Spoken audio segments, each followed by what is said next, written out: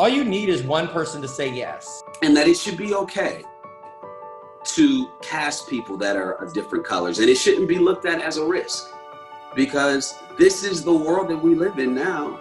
And people actually are more affected when they see diversity and colors and those stories being told. The way that Hamilton has been embraced by our industry and by the world is important, so that now we can move to the next step of the evolution, which is we start involving, stories that need to be told that have been ignored for so long. Inspiration. Find the things that you love and expound on that. Essentially, drama is always made when you take a ritual and you crack it open. And I just remember being in the outside of this big circle. So if I'm gonna give you any advice now, is I wish someone told me to just penetrate, to go into the circle and just do whatever. There's nothing's gonna happen to you if you fail. Arts is so essential, and I feel like this is where we can change the world. And I feel like it's really important, arts education. So I love what you guys are doing here. No matter what, I'm always enough. And so is everybody else. Also remind myself that you can never stop learning. And that's the biggest thing for me. The thing that always keeps me going when I'm in a lull in my young life is that if I continue to keep learning a new skill and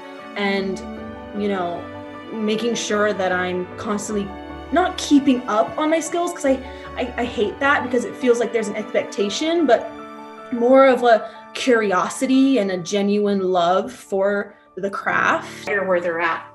We don't force them to write a certain style. We don't force them to tell a certain type of story. We just meet them. We give them the toolkits, the tools for them to learn how to write a play, because a lot of these writers are new and they've never had the opportunity to learn how to write a play. And so from there, they just kind of grow the dialogue, grow the world, grow everything organically. You might not get it when you think you want it, but you'll get it when you really, really need it. They use the tagline early on a lot, the story of America then told by America now. And I think that for a lot of people to be able to see themselves reflected in even a fictionalized version of the history of this country highlights that this is a country for all of us, that this country does belong to all of us, even if it has not always. It should and it can and ought to be a place that each of us has ownership in whatever this sort of national idea is. This time has shown almost every single person that our view was never wide enough. Mm-hmm. And this is the starting point of a really a renaissance of the way that we make theater. Everybody who works in theater should write a play. Because it doesn't have to be a good play. It doesn't have to be a play anybody else ever sees or anything like that, but it gets you figuring out how theater actually works. You know yourself and you know you have a place. Know that the person that's saying no to you is not the only gatekeeper that can get you to the party. There's always another way around. Always. As an LGBTQIA person, a queer person of color, we don't have a lot of spaces to go and do these performances or have the opportunity to grow new emerging writers, right? And so every voice out there does have a story, is the point I'm trying to say. And every one of your stories does matter, right? And the way you are able to create your story and share your story, people will remember, that you develop something that people can connect with. I love being a writer in the sense that, and I love also being an actor as well, in the sense that it's a lesson in empathy. There's so many avenues to succeed and to do what you want to do and to find your avenue of where you want to go. So don't ever feel like you need to do it the way someone else did it. Everyone's journey is different. When I saw Montego Glover in Memphis at the Fox Theater back when I was in middle school, I looked at my mom. I remember sitting with her and looking at her and being like, Dad, that's what I want to do.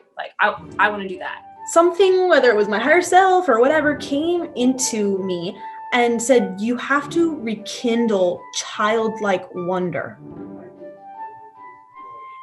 And it hit me so hard because everything became so about the work and what I was delivering and what I was going to do with my career, or, you know, everything became so like gross and like tried to become tangible when all of these things aren't tangible. Again, like I had to really go back to why I started to do this, and why you start to do anything is because your soul loves it.